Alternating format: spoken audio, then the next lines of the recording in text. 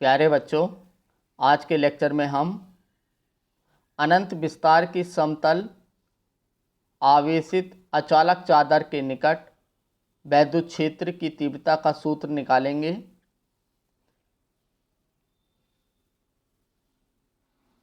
इस सूत्र का ड्राइव करने से पहले हम थोड़ा सा चालक और अचालक के बारे में डिस्कस कर लें।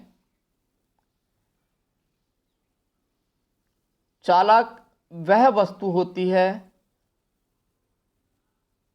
जिसमें मुक्त इलेक्ट्रॉन्स, फ्री इलेक्ट्रॉन्स की संख्या होती है, यानी कि उसमें आवेश का प्रवाह आसानी से हो सकता है।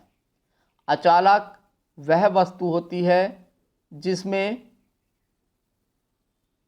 इलेक्ट्रॉन्स, फ्री इलेक्ट्रॉन्स, मुक्त आवेश का प्रवाह आसानी से नहीं होता है, उसमें फ्री इलेक्ट्रॉन्स की संख्या नहीं होती है। आवेश का जो वाहक है बेटे, आवेश को जो ले जाता है एक स्थान से दूसरे स्थान तक, वह फ्री इलेक्ट्रॉन्स कहलाते हैं, मुक्त आवेश कहलाता है। हमेशा ध्यान रखिए, आवेश जो चलेगा वह इलेक्ट्रॉन्स के कारण ही चलता है। पॉजिटिव आवेश नहीं चलता है, केवल इलेक्ट्रॉन्स ही एक स्थान से दूसरे स्थान तक जाता है। अब यदि एक चादर मेरे पास अचालक है और दूसरी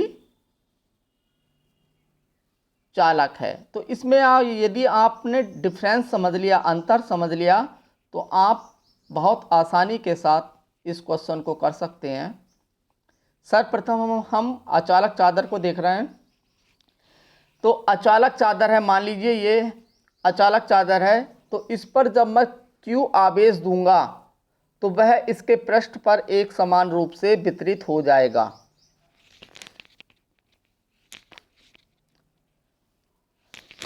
ठीक है बेटे। तो इस संपूर्ण पृष्ठ पर Q आवेश है, एक समान रूप से वितरित है, इसके कारण हम वैद्युत क्षेत्र की तीव्रता निकाल सकते हैं। यदि यही चादर मेरी चालक होती तो चालक को आप जब आवेश देंगे तो उसके जो आवेश हैं वो, मान लीजिए आपने प्लस आवेश दिया उसे, तो प्लस आवेश दिया है, चूंकि यह चालक है इसलिए इसमें जो प्लस आवेश दिया वो एक दूसरे को प्रतिकर्षित करते रहते हैं। प्लस प्लस है, समान आवेश है, एक दूसरे के बीच प्रतिकर्षण बल होगा, एक दूसरे को प्रतिकर्षित करेंगे। क्यों? क्योंकि चालक है और चालक में आवेश का प्रवाह जो है वह आसानी से हो सकता है, यानी कि एक स्थान से दूसरे स्थान तक जा सकते हैं। तो ये चालक एक दूसरे को प्रतिकर्षित करते हैं और दूर दूर जाने की कोशिश करते हैं। तो जब हमारे पास चालक है तो मान लीजिए ये प्लेट मेरी चालक है, तो इसको जब मैं Q आवेश दूंगा तो वह इसके दो पृष्ठ बन जाएंगे, एक बाहरी पृष्ठ और एक इधर वाला पृष्ठ। तो इस वाले पृष्ठ पर प्लस आवेश और इस वाले पृष्ठ पर, इसके दो पृष्ठ बन गए। ये वाला पृष्ठ, इस पर प्लस आवेश होगा और ये इधर वाला पृष्ठ प्लस आवेश। तो चालक और अचालक में आप डिफरेंस समझ गए। एक बार और दोबारा रिपीट कर देता हूं मैं। अचालक है यदि मेरे पास प्लेट, उस पर एक समान रूप से Q आवेश वितरित होगा, इसका कोई भी पृष्ठ नहीं बनेगा। यदि चालक है तो चालक में क्या होगा, इसके दो पृष्ठ बनेंगे, एक ये वाला पृष्ठ और एक ये वाला। इस पर Q आवेश आएगा और इस पर Q आवेश, यानी कि इसके दो पृष्ठ बने। तो सर्वप्रथम हम यहाँ पर अचालक चादर देखते हैं। तो हमने एक Z धनात्मक आवेशित समतल अचालक चादर ली है, इस पर Q आवेश है। बिंदु P पर हमें वैद्युत क्षेत्र की तीव्रता निकालनी है, इस पॉइंट पर। तो सर्वप्रथम बेटा हम क्या करेंगे, गॉसियन पृष्ठ लेंगे। गॉसियन पृष्ठ का जो हम सिलेक्शन करते हैं वह कैसी होती है, एक तो क्लोज्ड होनी चाहिए और संपूर्ण आवेश उसमें आना चाहिए।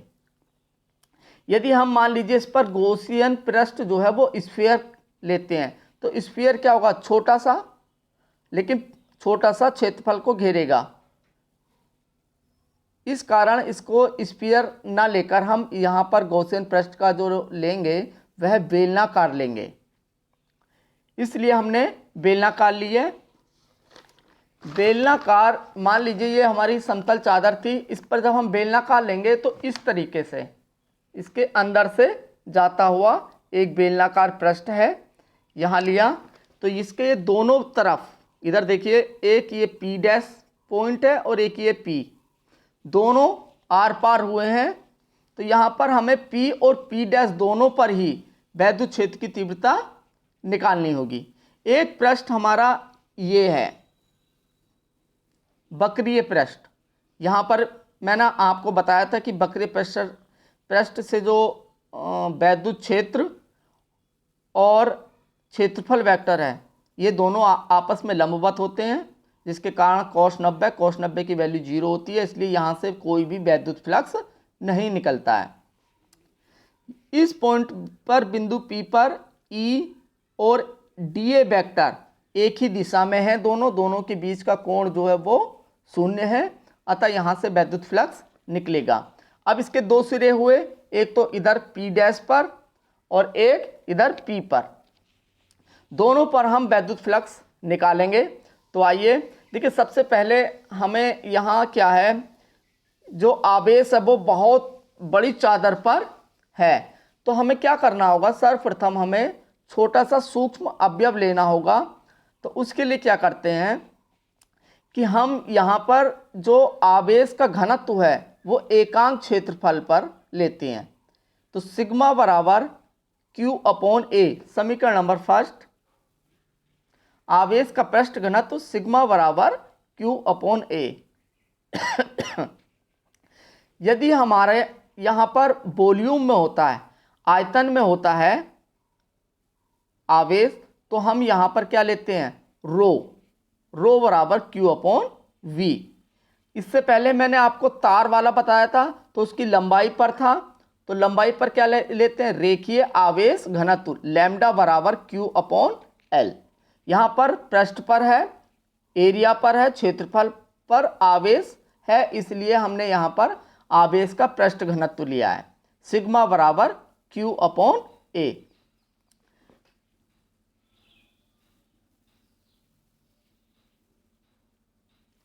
अब देखिए, हमने जो गॉसियन पृष्ठ ली थी वो बेलनाकार थी, और उसके कारण अब हमें वैद्युत क्षेत्र की तीव्रता निकालनी है।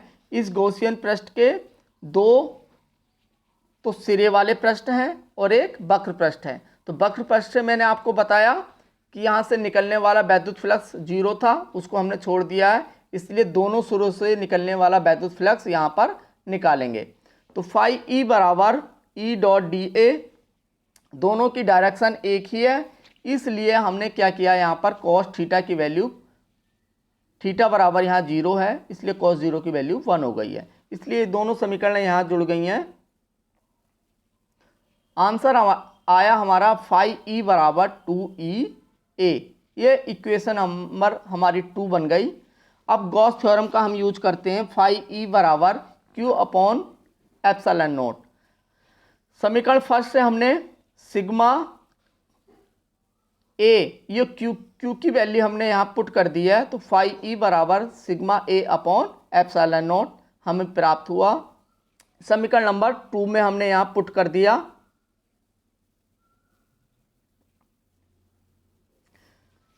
तो हमारे पास जो रिजल्ट आया है वह है 2EA बराबर sigma A upon epsilon naught, E बराबर sigma upon twice epsilon naught. दिशा जो होगी वो दिशा जो होगी इसकी कैसे होगी, प्लस से हमेशा दूर की ओर होती है। तो जो चादर थी हमारी, इस पर प्लस आवेश था, तो इसके कारण वैद्युत क्षेत्र की तीव्रता जो होगी वो प्लस से दूर की ओर होगी। इस प्रकार हमने अचालक चादर का कारण वैद्युत क्षेत्र की तीव्रता का सूत्र डिराइव किया। ठीक है, अब इसके बाद हम नेक्स्ट पेज पर आते हैं।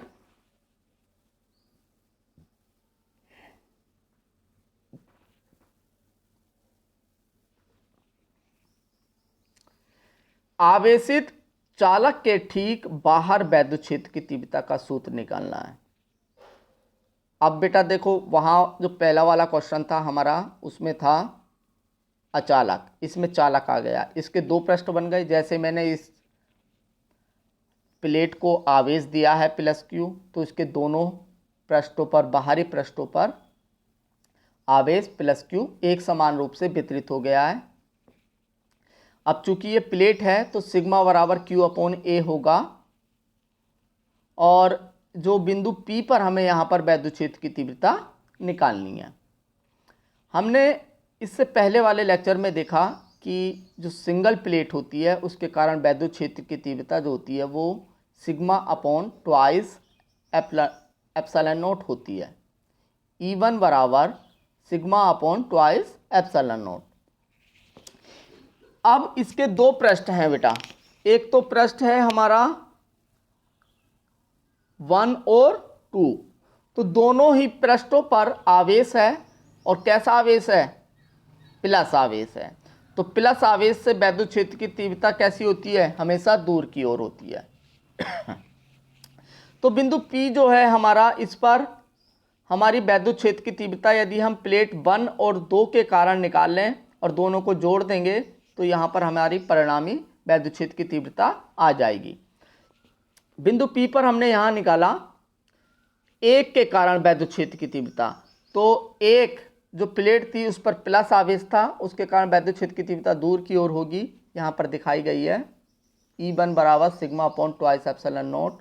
इसी प्रकार हमने दूसरी जो प्लेट है उसके कारण वैद्युत क्षेत्र की तीव्रता निकाली।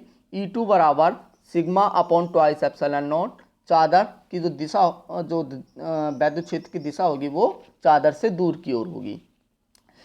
यहाँ पर हम देख रहे हैं कि E1 और E2 दोनों की डायरेक्शन सेम है, दोनों की दिशा एक समान है, इसलिए इसका जो परिणामी वैद्युत क्षेत्र होगा वह आपस में जुड़ जाएगा। तो वैद्युत क्षेत्र की जो डायरेक्शन होगी, देखिए E1 + E2 परिणामी वैद्युत क्षेत्र की तीव्रता हुई। इसका जो इसका परिमाण है वह E बराबर E1 + E2। देखिए बेटा, ऊपर वाले जो यहाँ पर मैंने वेक्टर लगाया हुआ है, नीचे वेक्टर नहीं लगा है, तो इसका कारण ये है कि यहाँ पर इसका परिमाण लिया गया है, मैग्नीट्यूड। इसलिए E1 और E2 की वैल्यू हमने पुट कर दी और जो हमारा रिजल्ट प्राप्त हुआ है E बराबर σ/ε0। इस प्रकार से हमने देखा कि जो चालक चादर है उसके कारण वैद्युत क्षेत्र की तीव्रता σ/ε0 होती है, और जो अचालक चादर है उसके कारण वैद्युत क्षेत्र की तीव्रता जो होती है वह E बराबर σ/2ε0 होती है। अब प्यारे बच्चों, होमवर्क के रूप में आपको एक क्वेश्चन दे रहा हूँ, इसे आप सॉल्व करने की कोशिश करेंगे। देखिए, थोड़ा सा मैं आपको इंडिकेट कर रहा हूँ, इसको समझ लीजिए। समतल अचालक चादर है बेटा, तो अचालक चादर है, इस पर आवेश जो होगा वह इसके पृष्ठ पर रहेगा, केवल एक ही पृष्ठ बनेगा। दोनों ही चादर कैसी हैं? अचालक हैं। तो देखिए, इस पर प्लस आवेश एक समान रूप से वितरित हुआ, इस पर भी। इसके कोई भी बाहरी और अंदर के पृष्ठ नहीं बने हैं, केवल प्लस आवेश एक समान रूप से वितरित हो गया है। इसी प्रकार 2 पर माइनस आवेश एक समान रूप से वितरित हो गया है। अब हमें बिंदु P पर और बिंदु P' पर वैद्युत क्षेत्र की तीव्रता निकालनी है। तो प्यारे बच्चों, जहाँ पर हमें वैद्युत क्षेत्र की तीव्रता निकालनी होती है वहाँ पर हम प्लेट 1 के कारण देखेंगे और प्लेट 2 के कारण वैद्युत क्षेत्र की तीव्रता देखेंगे। तो हमेशा ध्यान रखिए आप कि प्लस आवेश से वैद्युत क्षेत्र की दिशा जो होती है वो हमेशा दूर की ओर होती है। नोट कर लें अच्छे से, प्लस आवेश के कारण वैद्युत क्षेत्र की जो दिशा होती है वो दूर की ओर होती है, और माइनस आवेश के कारण वैद्युत क्षेत्र की तीव्रता माइनस आवेश की ओर होती है। ध्यान दीजिए शब्दों पर, प्लस से दूर, माइनस की ओर। ठीक है बेटे। तो अब देखिए, ये थ्योरी जो है हम यहाँ पर कंसेप्ट यहाँ पर अप्लाई कर रहे हैं, बिंदु P पर प्लस से दूर ये डायरेक्शन होगी, माइनस की ओर ये डायरेक्शन होगी। अब यहां हम देख रहे हैं कि प्लस और माइनस दोनों आवेश के कारण वैद्युत क्षेत्र की डायरेक्शन समान है, इसलिए यहां पर वैद्युत क्षेत्र जब हम निकालेंगे बिंदु P पर तो दोनों आपस में जुड़ जाएंगी। ठीक है, आंसर आपको प्राप्त हो जाएगा। इसी प्रकार बिंदु P पर P डैश पर देखेंगे हम यहां प्लस आवेश के कारण वैद्युत क्षेत्र की तीव्रता प्लस से हमेशा दूर की ओर ये हुई, माइनस के कारण माइनस की ओर ये हुई। ठीक है बेटे, तो अब यहां पर आप बिंदु P पर निकालेंगे तो दोनों की दिशा कैसी है, अपोजिट है, विपरीत है, एक दूसरे को कैंसिल कर देंगे, तो यहां पर वैद्युत क्षेत्र की तीव्रता कैसी प्राप्त होगी, 0। इसको आप होमवर्क के रूप में करके दिखाइए और उसे हमें चेक व्हाट्सएप ग्रुप के माध्यम से करा लीजिए। Okay, thank you.